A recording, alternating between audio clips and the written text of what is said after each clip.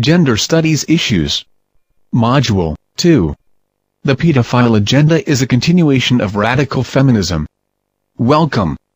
Peace, brothers and sisters. Bell Hooks wrote, "Feminism is for everybody. Pedo is a sexual orientation just like cis, gay, bi or trans. Pedophiles are an extremely oppressed and vulnerable population. This group needs hate crime protection. Sexuality is a continuation of politics by other means. Attraction to minors is a political choice. A revolutionary sexual orientation. Age binaries are fictions created by patriarchy. Pedophilia-taboo functions to preserve oppressive gender roles. We must work to destroy all ageism." In a 2003 BBC survey, 18% of British favored abolishing age of consent laws. Free all non-violent sex offenders now. Pedo comes after trans.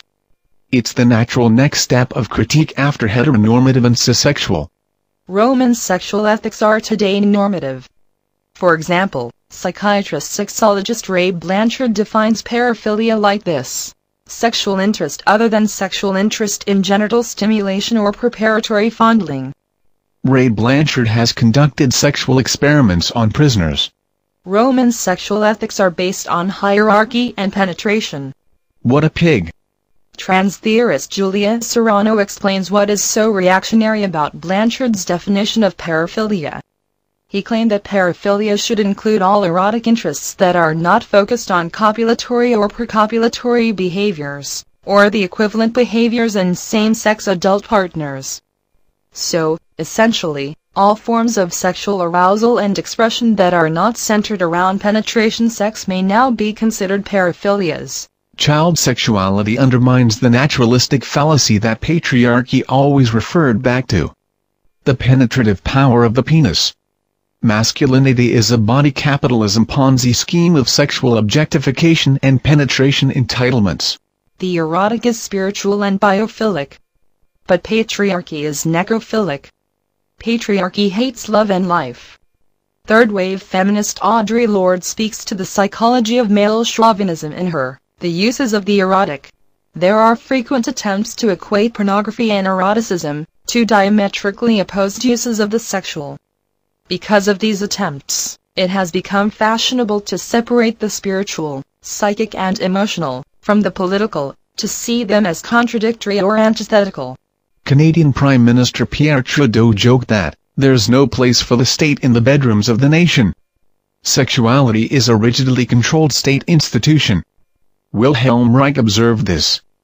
In Psychology of Mass Fascism he wrote of a grassroots sex poll, "Mankind is biologically sick. Politics is the irrational social expression of this sickness. The suppression of the natural sexuality of children and adolescents serves to mold the human structure in such a way that masses of people become willing upholders and reproducers of mechanistic authoritarian civilization." At last today, thousands of years of human suppression are in the process of being eliminated. Patriarchy calls what is erotic, violent, or will not acknowledge its existence. Audre Lorde describes this process. The erotic has often been misnamed by men. It has been made into the confused, the trivial, a pretense, violence, or even playing doctor. The erotic root and satisfactions of our work is felt in our disaffection.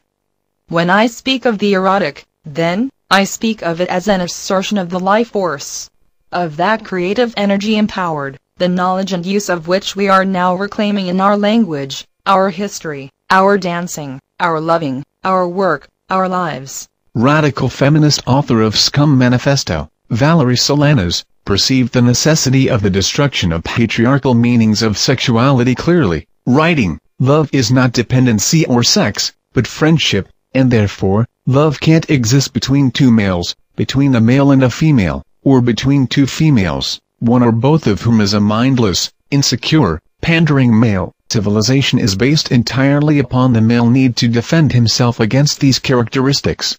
You've got to go through a lot of sex to get to anti-sex, and Scum's been through it all, and they're now ready for a new show. Father, or daughter. These are sex object terms. Sex positions really. Sex is a process. the apparent nearness of a thing to the spatial temporal act of coitus being the sexual or sexy. But this is only because of closing the door and other social manners. The sex act is not confined to the bedroom. Family is the same meaning as sex. Therefore, to destroy the family and to destroy sex are part of a single revolutionary struggle against the reproduction of patriarchy. Linda Gordon describes this event. The nuclear family must be destroyed, and people must find better ways of living together. Whatever its ultimate meaning, the breakup of families now is an objective revolutionary process. Families have supported oppression by separating people into small, isolated units, unable to join together to fight for common interests. Travis Truman observes similarly. Society's family unit structure is designed to serve the delivery of the child abuse child slave ownership system that allows societies to function. Andrea Dworkin wrote, "Man and woman are fictions, caricatures, cultural constructs. Reductive, totalitarian, inappropriate to human becoming." Then her husband took it further. In refusing to be a man, John Stoltenberg made the insightful gender observation that a boy is a child with a penis, opening the door just a little for a home invasion. That deconstructs the child in family unit gender terminology. Sex is a Santa Claus. What we mean by sex is the projection of patriarchal aggression and inferiority complex. There is no sex that is not abuse. We have little idea of what sex would be without father in it. In Lloyd Demas's terminology, sex acts are the man's poison container.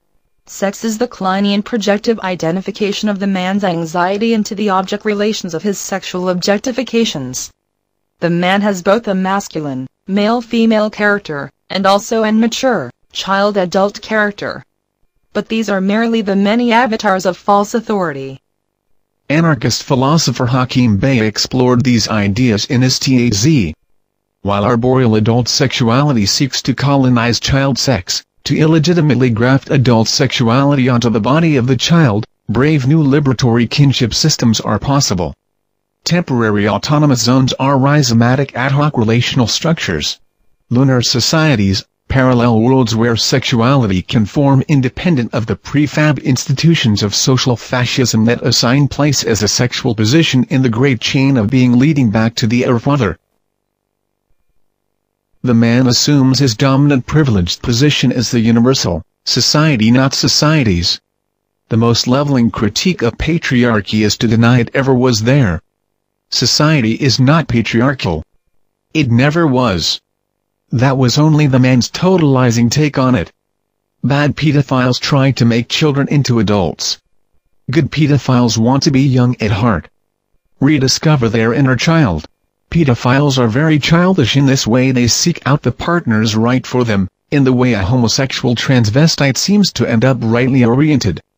The non-contact pedophile is the perfect postmodern sexuality. It has orientation and the other trappings of a sexuality, but this is all simulacra. There is no sex underneath. In celebrity, pedophilia, and ideology in American culture, Jason Lee describes, the pedophile is the most contemporaneous of beings, encapsulating the desire of the age. The pedophile epitomizes the paramount postmodern human being. Kids have to find out about it some way. There is the old paradox of how can someone learn to swim without drowning in the process? But how could that happen without any adult-child sexual contact? This is impossible. There is a Maxwell's demon called social fascism and the penal law appearing to keep equilibrium from happening. In some fuzzy quantum way, society deceives itself that adult-child sexual contact is not happening everywhere that it is, or that public school sex education isn't molestation. Sex is a sexually transmitted disease. Just as the Khmer Rouge used children in government to refresh their society after imperialism, or the Wu used child administrators to cleanse corruption, pedophilia is a cultural rejuvenation. A fresh start for sexuality. Good ideas. This is the end of Module 2. The pedophile agenda is a continuation of radical feminism. Peace, brothers and sisters.